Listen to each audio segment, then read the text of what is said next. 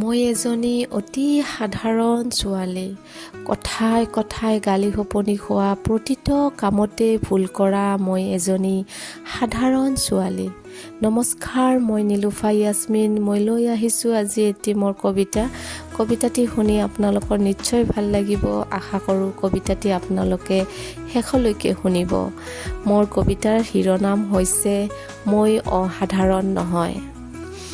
ঘৰৰ সকলোতকৈ সৰু, সকলোৰে আলপাচনি কৰা দেউতাৰ আলাসৰ জীয়ৰী।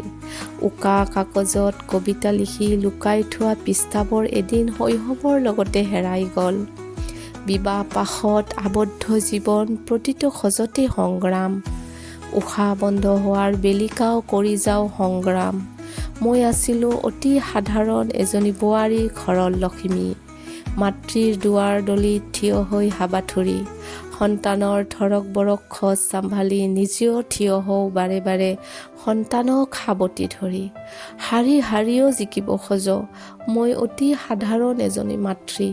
কাৰোবাৰ চকুত অহংকাৰী, কাৰোবাৰ চকুত অকামিলা, আকৌ কাৰোবাৰ চকুত মই এলেহুৱা। তথাপিও মই হৈ থাকিব বিচাৰোঁ।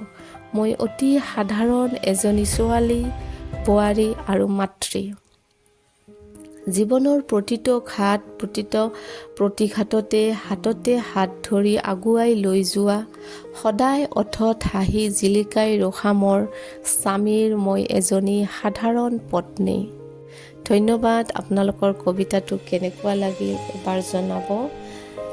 লগতে মোৰ চেনেলটো ছাবস্ক্ৰাইব কৰিবলৈ নাপাহৰিব আৰু লাইক কমেণ্ট কৰিব। আপোনালোকৰ ছাপৰ্টৰ মোৰ বহুত প্ৰয়োজন।